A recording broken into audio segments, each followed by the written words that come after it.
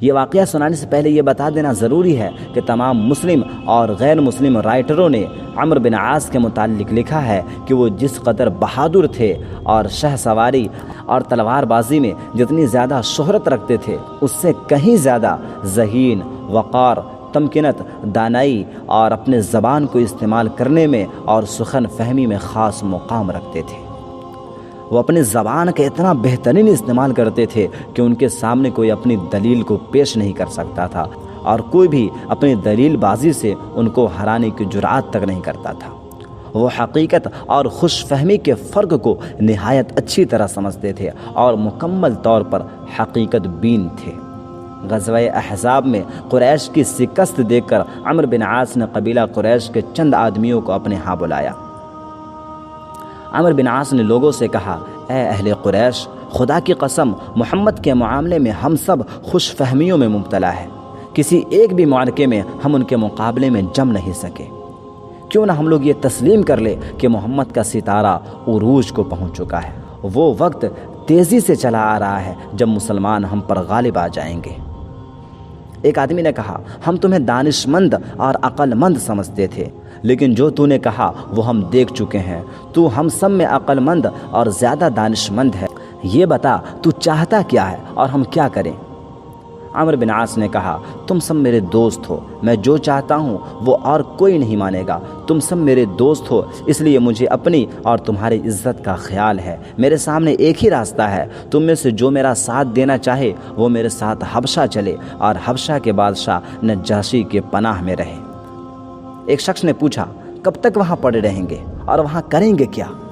عمرو بن عاص نے جواب دیا، تجارت، اور اگر تجارت نہ ہو سکی تو نجاشی ہمارے لیے کوئی نہ کوئی انتظام ضرور کر دے گا۔ اگر مسلمان قریش پر غالب آ گئے تو میں مسلمانوں کی غلامی سے نجاشی کے کنٹرول میں رہنا زیادہ پسند کرتا ہوں، اور اگر قریش مسلمانوں پر غالب آ گئے تو محمد صلی اللہ علیہ وسلم کا یہ نیا مذہب ختم ہو جائے گا اور ہم لوگ واپس آ جائیں گے۔ عمرو بن عاص نے خالد بن ولید کو یہ ساری بات سنا کر کہا، ابن ولید، تو چپ چاپ کیوں میری بات سن رہا ہے؟ تیری اس خاموشی سے اس کے سوا اور کیا سمجھ سکتا ہوں کہ تجھے یہ میری باتیں اچھی نہیں لگی؟ خالد بن ولید نے کہا، میری خاموشی پر مت جا میرے دوست، مجھے بھی کچھ کہنا ہے جو میں کسی اور سے نہیں کہہ سکتا۔ پہلے تیری پوری بات سن لوں، پھر میں اپنی سناؤں گا۔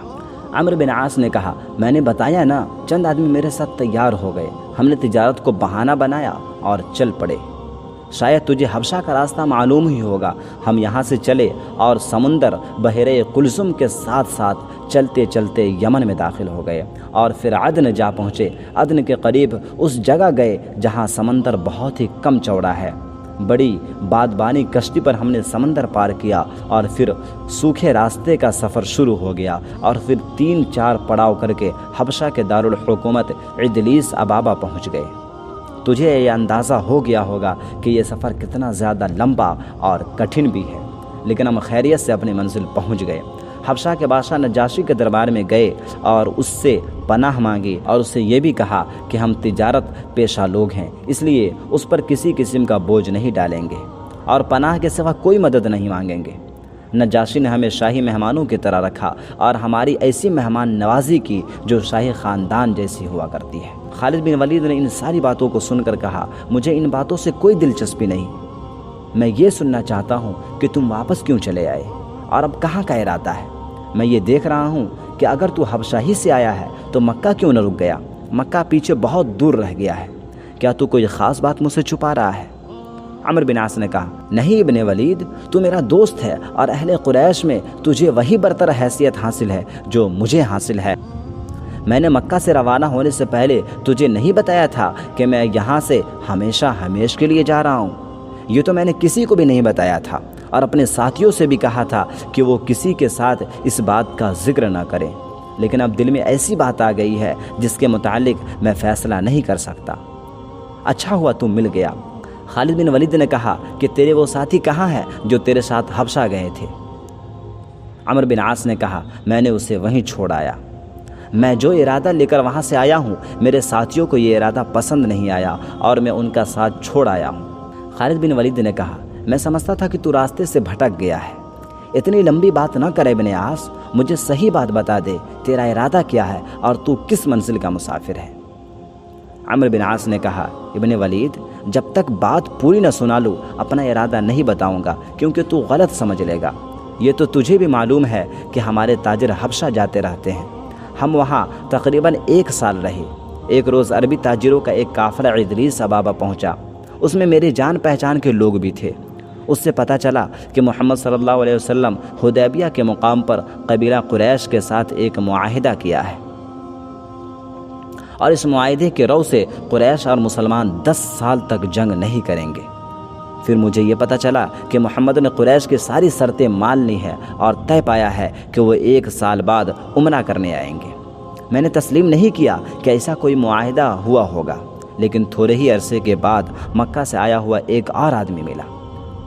اس نے بتایا کہ مسلمان اپنے رسول کے ساتھ 1 سال بعد عمرہ کرنے آئے تھے اور انہوں نے پرامن طریقے سے عمرہ کیا اور واپس چلے گئے۔ میں نے مکہ سے آنے والے اس شخص سے اور کئی باتیں پوچھی تو میں اس نتیجے پر پہنچا کہ اہل قریش نے مسلمانوں کا غلبہ اور مسلمانوں کی برتری کو قبول کر لیا ہے۔ ابن ولید، تجھے میری بات اچھی نہ لگے تو نہ لگے، میں اپنے دل اور دماغ کی بات کرتا ہوں۔ میں محمد صلی اللہ علیہ وسلم کے کردار کا قائل ہو گیا ہوں، اور سوچ سوچ کر میں اس رائے پر پہنچا کہ محمد صلی اللہ علیہ وسلم کا ستارہ اقبال کے عروج پر پہنچ گیا ہے۔ مجھے یہ بھی معلوم ہوا ہے کہ مدینہ جا کر اسلام تیزی سے پھیل رہا ہے۔ پھر مجھے یہ پتہ چلا کہ قریش مدینہ پر یلغار کرنے کے لیے گئے تھے، مدینہ پر حملہ کرنے کے لیے گئے تھے۔ مسلمانوں نے ایک نئی رکاوٹ سوچ لی اور قریش کے حملہ کو ناکام کر دیا۔ سنا ہے مسلمانوں نے مدینہ کے ارد گرد اور مدینہ کے چاروں طرف خندق کھود لی تھی۔ خالد بن ولید بھی اس حملہ میں شامل ہوئے تھے، اور انہوں نے گھوڑے سے یہ خندق پھلانگنے کی کوشش بھی کی تھی اور ناکام رہے تھے۔ اس لیے وہ جنگ خندق کے ہر بات عمرو بن عاص کو سنا سکتے تھے۔ انہوں نے جنگ خندق کی پوری تفصیل سنائی اور مسلمانوں کی اس دانش مندی کو خراج تحسین پیش کیا کہ انہوں نے خندق کھود کر قریش کا حملہ ناکام کر دیا تھا۔ عمرو بن عاص نے کہا، پھر تو ہی بتا میرے عزیز دوست، میں مسلمانوں کی عسکری برتری کیوں نہ تسلیم کروں؟ میں نے یہ ساری تفصیل حبشہ میں سنی تھی اور میں اس نتیجے پر پہنچا کہ ہمارے اہل قریش کے پاس اب کچھ بھی نہیں بچا۔ میں یہ خیال لے کر آیا ہوں کہ محمد صلی اللہ علیہ وسلم میں وہ عظمت موجود ہے جو ہمارے قبیلے کے کسی بڑے بزرگ کو ابھی تک حاصل نہیں ہوئی۔ میں جنگجو ہوں اور تو بھی جنگجو ہے، کیا ہم اپنے لوگوں کے ساتھ مل کر کہیں اور اپنے جوہر دکھا سکتے ہیں؟ نہیں، کبھی نہیں۔ اب میں وہ بات کہنے لگا ہوں جو تجھے حیران کر دے گی، اور ہو سکتا ہے کہ تو مجھے قتل کرنے کے لیے تلوار نکال لے۔ خالد بن ولید نے کہا، اپنے دل کی بات مجھ سے سن لے، تو اسلام قبول کرنے کے ارادے سے آیا ہے، کیا میں نے غلط کہا؟ خدا کی قسم، تو میرے دل کا بھید پا گیا۔ عمرو بن عاص نے کہا، لیکن میں اس ارادے کے باوجود بھٹک جاتا ہوں اور خیال آتا ہے کہ میرا یہ فیصلہ صحیح نہیں ہے۔ شاید میں اپنے قبیلے سے رشتہ توڑنا نہیں چاہتا، لیکن اپنے لوگوں کو دیکھتا ہوں تو افسوس ہوتا ہے کہ وہ مسلمانوں کے خلاف کچھ بھی نہ کر سکے، اور میں کہتا ہوں کہ وہ اسی قابل ہے کہ مسلمان ان پر غالب آ جائیں۔ ابن ولید، مجھے بتا، کیا میں ٹھیک فیصلے پر پہنچا ہوں؟ اگر میرا فیصلہ غلط ہے تو خدا کی قسم تجھے اجازت دیتا ہوں کہ میرا سر تن سے جدا کر دے۔ خالد بن ولید نے آسمان کی طرف منہ کر کے بڑا جاندار کہکہا لگایا، پھر عمرو بن عاص کی طرف دیکھ کر اپنے دونوں ہاتھ اس کے کندھے پر رکھے۔ اس وقت خالد بن ولید کے چہرے پر ایک ایسی رونق تھی، ایک ایسی مسکراہٹ تھی جسے جلال کہا جائے تو غلط نہ ہوگا۔ ابن عاص، خالد بن ولید نے عمرو بن عاص کے کندھوں سے ہلکا سا جھٹکا دے کر کہا، تیرا فیصلہ بالکل صحیح ہے، اپنے ارادے سے بالکل بھی نہیں بھٹکنا۔ میں اس سفر میں تیرا ہم سفر ہوں اور ہم دونوں کی منزل بالکل ایک ہے۔ میں بھی اسلام قبول کرنے کے لیے مدینہ جا رہا ہوں، مکہ میں کسی کو بتا کر نہیں آیا۔ آ میرے ساتھ چل۔ تاریخ لکھنے والوں کی شہادت موجود ہے کہ خالد بن ولید اور عمرو بن عاص اکٹھے مدینہ پہنچے اور رسول اکرم صلی اللہ علیہ وسلم کے حضور حاضری دی۔ یہ بتانا ممکن نہیں کہ ان دونوں کو دیکھ کر حضور صلی اللہ علیہ وسلم کا فوری رد عمل کیا تھا۔ حضور صلی اللہ علیہ وسلم کے پاس اگر کچھ لوگ بیٹھے تھے تو ان کے دلوں میں یہ شک ضرور پیدا ہوا ہوگا کہ یہ دونوں اچھی نیت سے نہیں آئے ہیں۔ سب جانتے تھے کہ خالد بن ولید نے حضور صلی اللہ علیہ وسلم کے قتل کرنے کا ارادہ کر رکھا تھا۔ اتنا تو ضرور ہوا ہوگا کہ نبی کریم صلی اللہ علیہ وسلم کی مجلس پر سناٹا سا طاری ہو گیا ہوگا۔ یہ دونوں کوئی عام قسم کے آدمی ہوتے تو اور بات تھی۔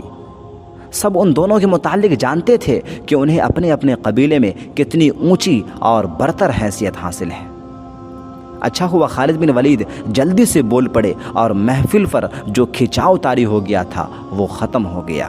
خالد بن ولید نے رسول اکرم صلی اللہ علیہ وسلم سے کہا کہ میں آپ کے دست مبارک پر بیعت کرنے کے لیے آیا ہوں، میں دل و جان سے آپ کی رسالت کو اور آپ کے نبی ہونے کو تسلیم کرنے آیا ہوں۔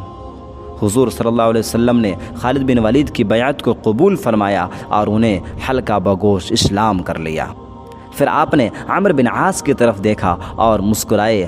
عمرو بن عاص ذرا سا سڑک کر حضور صلی اللہ علیہ وسلم کے قریب ہو گئے۔ عمرو بن عاص نے کہا میں بھی آپ کو اللہ کا رسول تسلیم کرتا ہوں، لیکن بیعت سے پہلے یہ عرض کر دینا ضروری سمجھتا ہوں کہ میرے پچھلے تمام گناہ معاف کر دیے جائیں۔ میں آپ سے وعدہ کرتا ہوں کہ آئندہ میں محتاط رہوں گا اور اسلام کے دائرے میں رہوں گا اور اپنے آپ کو گناہوں سے پاک رکھوں گا۔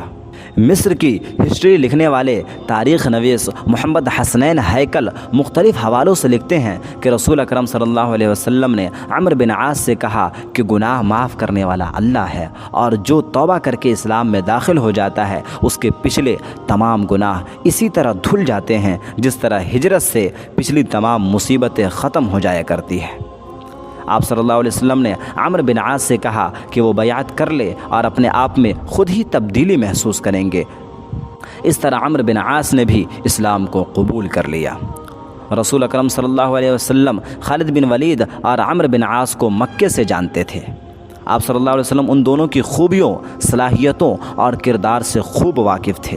آپ نے ان دونوں کو اعتماد میں لے لیا، بلکہ مورخ لکھتے ہیں کہ حضور صلی اللہ علیہ وسلم نے ان دونوں پر ضرورت سے زیادہ اعتماد کر لیا، لیکن دونوں اس اعتماد پر پورے اترے اور اسلام کو دو عظیم سپہ سالار مل گئے۔